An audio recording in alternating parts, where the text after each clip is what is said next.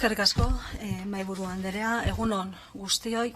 Hasteko esan beharra daukagu legebiltzar kanpoan matrikulazio garden baten alde kontzentratuak egon diren Euskal Eskola Publikoaren aldeko plataforma zen gainerako eragilei gure babesa eta gure aitortza adieraziko genieke. Hori esan da, eskertu emandako azalpen guztiak, baina egia esan da, hezkuntza saila deitu beharrean, lasai asko deitu genizaioke plan saila.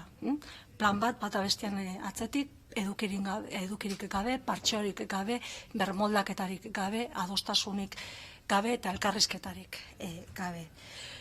Hori esan da konstatazio bat, hezkuntza saila ikasle eroso, akomodatu bailitzan bezala jokatzen duela, anbizio gutxi, ausardiarik gabe eta lan kolektiboari eta elkarrizketari uko eginez. Naiz eta zu gaur esan duzun, elkarrizketa izango dela legegintzaldi honetako ardatza. Baina legegintzaldi hasieratik kontrakoa erakusten ari zara, hainbat eskariri, hainbat elkarrizketa eskariri uko eginez eta alde bakarrekotasun bidean jarraituz aurreko legegintzaldian bezala. Anbizio gutxi, estatu ikuspegi, herri ikuspegi gabe, improvisazioan eta partxoan oinarritutako politika garatzen duzuelako eta gaur ere oso agerian geratu da, epe motzeko politika. Titularren politika mediatikoa eta ez lan xean oinarritutako politika eta horren adibideak jarriko ditut. Inorekin landu eta adostu gabeko plan etengabeak, lan eskaintza publikoaren iragarpenak, ostiralean berriro iragarri zenuten, ikusita gaur onera zentozela, adostu gabe, planifikatu gabe, gainera eskari bat egonda adosteko, atzeratzeko. Matrikulazio irizpide solten iragarpenak medioetan, abar eta abar. Ausardiarik gabe, lan gehiegi hartu gabe, dugun errealitateari muzin eginez eta gure hezkuntza sistema etorkizunari begira jarri gabe jokatzen jarraitzen duzuelako. Izan ere, iraganari erantzuten ari zarete, Gernikako estatutuak berak, ematen digun aukerak ere garatu gabe, eta zer esanik ez, buru jabetzan sakontzeko asmorik gabe, gero eta Madrilgo tutela handiagoarekin jokatzen ari zareten. Ikasle akomodatuen antzera. Madrilek lomce onartzen duela, hemen Urkullu eta Uriartek hartu txuleta, eta kopiatu, hori bai, izen aldatu, ezigarri. Madrili EAen dagoeneko gainditua dagoen hizkuntza eredua interesatzen zaiola? No problem. Hemen hizkuntza horiek mantenduko ditugu. Hori bai, atzeko atetik ingelesa sartu eta hainbat komunikabidetan eta hainbat taldetatik datozen mezuak barneratuz eta euskera gero eta baztertuago. Ni egia esan gaurko agerraldetik zerbaitekin keskatua baldin manoa, benetan oso keskatua geratu naiz, etengabe hitz egin duzuela, eskuela plurilingüe unibertsitate eleanitza. Gu eleaniztasunarekin ados gaude, baina eskola euskalduna nahi dugu, unibertsitate euskalduna nahi dugu, mundura irekia eta eleanitza, noski. Ikusten ari gara ere, ikasleen eta ikasleen arteko sailkapena areagotzen ari zaretela, gizartean gehien dutenen eta gutxien dutenen arteko distantzia areagotuz. Eta horretan ere, bide beretik jarraitzen duzue, matrikulazio irizpideak, eskola mapa, aztertu gabe eta adostasunik gabe, neurri eraginkorrik jarri gabe. En fin, gure hezkuntza eredua eraikitzeko, gure gizartera, gure herritarrei egokitzeko eta etorkizunera begiratzeko ausardiarik gabe. Gainera, badauka galdera bat, Uriarte anderea, zeren gaurko agerraldian ere ez zait bat ere argi geratu. Zer lehenetsiko du hezkuntza sail honek? Espainiako gobernua iragartzen ari den estatu itunean murgildu eta adostea, azken finean lomce modu lausoagoan eta makillatuagoan aplikatzera datorrena, edo gure hezkuntza eredua eraikitzeko gure herri akordioa lehenetzeko du. Galdera. Zebeitu, ikusten duzu batxilergo titulua? Ikusten duzue? Danok? Ikusten duzue? Gure helburua da hemen agertzen den sinadura desagertaraztea. Hori da gure helburua.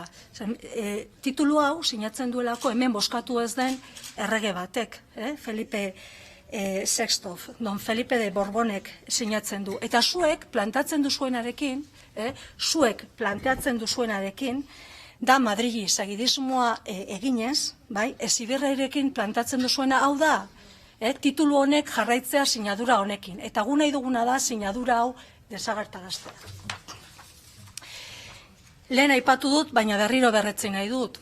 Hirugarrena aipatu dudana, lan kolektiboari uko egiten ari zarete, elkarlanari uko egiten zarete. Hezkuntza sail honek ze harreman edukiko ditu hezkuntza komunitateko eragileekin, sindikatuekin, deitu ere ez dituzuela egin izandako bileretara. Ze harreman izango duzu legebiltzarkide taldeokin, harreman puntualaz haratago. Benetan, elkarrizketa bat egongo da, benetan adostasunerako bideak irekiko dira. Ze orain arte ere, aurreko legegintzaldian, zer esanik ez, ezen ezer egon, alde bakarrekotasuna. Izan zen, jarri horrela, belarriak eta pum, alde bakarrekotasuna. Eta legegintzaldi honetan, nahiz eta gaur kontrakoa esan duzun, legegintzaldi honetan ere bide beretik hasi zarete. Ez dagon, egon den eskariei inolako ate irekiera bat, leio ireki bat, eskari bat, esango dizut, lan eskaintza publikoaren iragarpenaren aurrean, gehiengo daukaten sindikatuak eskatu dute lan eskaintza publikori adostea.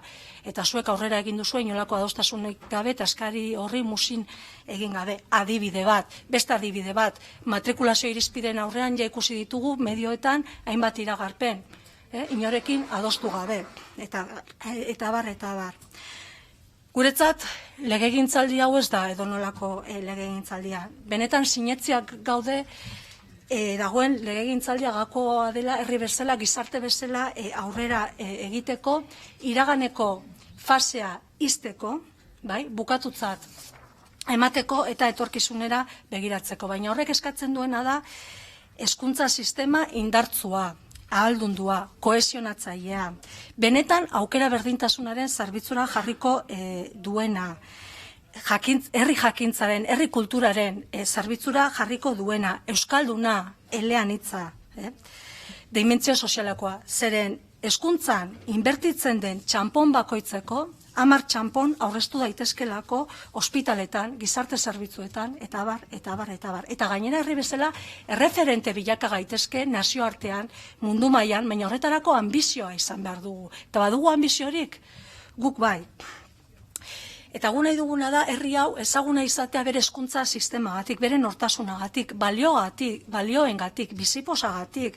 Bizipos hori transmititu behar dugu eta izan behar dugu gure euskal estatua eraikitzeko.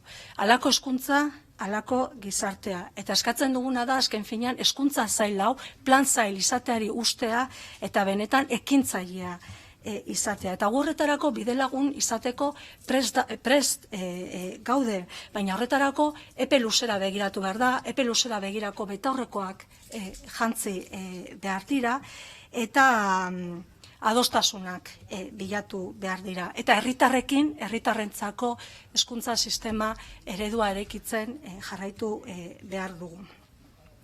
Baina horretara hori azkenean lehentasun kontua da, borondate politiko kontua da. Eta kontua da ere daukagun eta dagokigun erabaki gaitasuna, erabaki ahalmena garatzea eta gure buruari ematea, inoren zain egon gabe. Eta horregaitik gure ustez legegintzaldi honetan ezinbestekoa da eta agendan kokatu beharrekoak dira bat. Hezkuntzak aurrekontu egokiak eta nahikoak izatea. Hori funtsezkoa da, bestela ezin da politikarik garatu. Bestetik, eskola publikoaren plan estrategikoa garatzea, aukera berdintasuna bermatzeko. Lehen, hainbeste aldarrikatu duzun zure diskursoan unibertsaltasuna, aukera berdintasuna hori garatzeko plan estrategiko hori garatu behar da. Eta balorean jarri behar da eskola publikoa. Bestetik, hezkuntza murrizketarik gabeko eremu izendatu behar dugu eta bilakatu behar dugu. Azken urteotan galdutako inbertsio guztia errekuperatu behar da, baina noski, inbertsio hori ez edo nola, hor diagnostiko bat egin behar dugu, eta bukatu behar da esaten den hori kafe para todos. Za ez da berdina Bilboko ez dakinun hezkuntza proiektua garatzea edo nire herrian hezkuntza proiektua garatzea. Eta horrek eskatzen duena da ikastetxeen autonomia indartzea, ikastetxeak baliabidez jastea, neurri eraginkorrak ezartzea. Bestetik, hezkuntza komunitateko eragileekin, irakasleekin, ikasleen ordezkariekin, elkarrizketa ireki behar da. Mahai bat sortu behar da. Ebaluazio sistema ordenatu, simplifikatu behar da, eta benetan gure sistema hobetzera ezarri behar da, ikasleen zerbitzura ezarri behar da. Orain arte gertatzen dena, onartezina delako. Segregazioari amaiera emateko garaia da. Eta horretarako eskola mapa, matrikulazio irizpidetan adostasunak bilatu behar dira. Plantillaren inguruan planifikazioa egin beharra dago, planifikazio bat. Dagoen behin-behinekotasun horri amaiera emateko, lan eskaintza publikoaren irizpideetaz hitz egiteko, adostu beharra dago. Belaunaldi aldaketa, ze datorkiguna ikaragarria da, estrategia bat definitzeko eta behin betiko plan bat egiteko. Ordezkapenak, formakuntza asko postu nahi, formakuntza gaur agendan kokatu duzulako. Hor, ikaragarrizko lana daukagu. Hizkuntza trataeraz, zer esango dugu? Hizkuntza trataera aldatu beharra dugu. Bekak, liburuen programa solidarioa, IKT-ak, azpiegituren plangintza, gero jarraituko dut, oraindik agendarako gai gehiago ditut ere. Eskerrik asko. Ubera.